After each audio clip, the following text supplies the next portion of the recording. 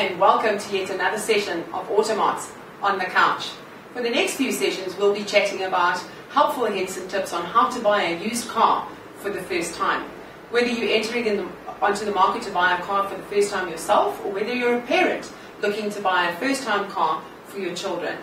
Today, with me on the couch, is Sanet Labuschagne, brand ambassador for S4. Sanet, tell us a bit about yourself. Hi Edna, yes, it's a big pleasure to be here, and it's a pleasure to represent S4 Auto as well. It's such a wonderful company.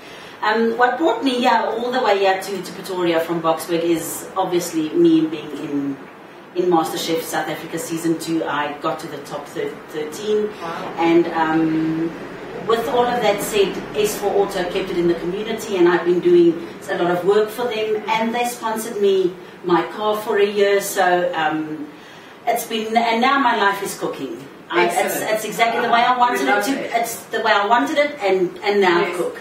I'm like the ad with the little Italian lady. Now I cook. I'm cooking. That's excellent. That is excellent. So Sanet, obviously, as a brand ambassador for S4, we know that they have sponsored you with an amazing vehicle. And based on that, you're a woman driver, which is also something that a space that we play in, where we give helpful tips and advice to lady drivers. You know, given today's time, a lot of women find themselves driving in the dead of the evening, etc., as our working hours demand. So some helpful tips from you. What are common mistakes you feel that people make when going into the market to buy a used car for the first time? You know what, it's especially a younger person, yes. You tend to buy with your heart and not your mind. It's all about the passion. You know, youngsters without the proper guidance lose focus of what they need in their car. You know, all the specifics and all the fancy details and engine sizes and torque and things like that.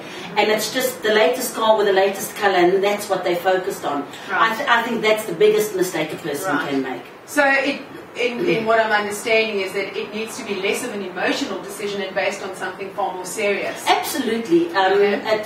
You have to consider your lifestyle, what you need your car for. Yes. Obviously, emotions will play a big part when you're buying your first car. And, yes, they do. And so it has to You want to like it. Of course, it has to be emotional. Yes, and when you're a grown-up, you know what, then you can learn talk about torque and all those things. But it has to be practical. You are spending a lot of money. And you have to get everything full worth of your money. Yes, absolutely. And what would you say, giving advice today to all our viewers, is things that you need to look for when you're going in to buy a new car? Obviously, practicality. Okay. As I said earlier, what you need your car for. If you are a student driving to varsity and back, you obviously need a small little car. If you are a rep carrying a load, the car that you need. Your budget. Yes. There's so many things that you need to consider when buying a car for a first time. Okay, right. So it's not always just about engine power and how fast the car can drive. There's a whole bunch of other things that need to get taken into account. And when you go to a reputable dealership like S4 Auto, yes. Their staff are so well trained, and they're so knowledgeable. They can help you and steer you in the right direction, and get the right balance between your heart and your head to help you make the right choice to get the right car. Yes. What do you suggest going in to do this for the first time? I'm a first-time buyer. I'm obviously going into the used market. What would you suggest in terms of giving me advice? What should I be looking out for? Obviously, your price. That's the big obvious thing, is your budget. And it's very easy when you're buying with your heart not to stick within your budget. Yes, it is. And yes, it is. The fear of then losing your car 6 months down the line. Budget is a big thing. Fuel consumption. There's another fuel hike on its way. We need to be so aware of fuel consumption. And as I said earlier, what you need it for.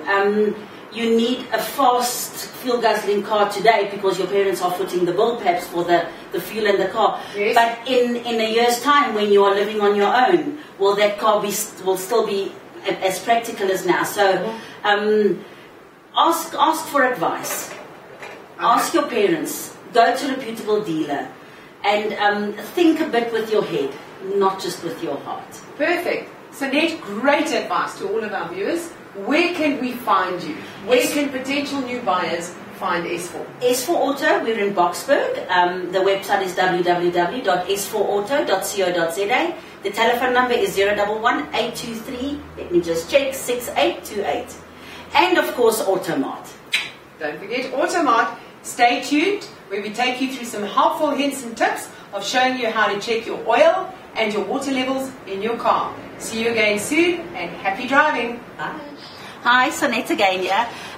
Welcome to my, as they call it, S4 Auto, my hot pot. It's my Cooks in Action car that they're sponsoring. Now we are going to check, I'm going to show you how to check the oil and the water on your car. First you pop the bonnet, and there's usually a knob by your steering wheel. Then you just pull it and it pops. There you are. And then you open it. It's normally a bit of a fiddle to find all the right gadgets to pull and tug at to open it. And then this little stocky, just that nothing falls and damages your head. First we're going to do the oil, and ladies, please, I know I'm a cook, and but it's not this oil. It's not this oil, and it's not the stick that we're going to use. This is for home use. Okay, you need to get some proper car oil. Obviously, what exactly, I couldn't tell you. You take out the dipstick, and you clean it off, that there's no oil on it. You put it back, and you dip it, as the name says. And there you should see there's a little marked off area there, and it should be sort of dead center, which mine is exactly, and the oil is perfect on this little car of mine. Just to get it back. The next is the water, and mine's water reserve is right here in the front of the car by the radiator. There's always a minimum and a maximum sign. Just check that the water level is always right there, and you fill the coolant and the water in there. And that's as easy as that.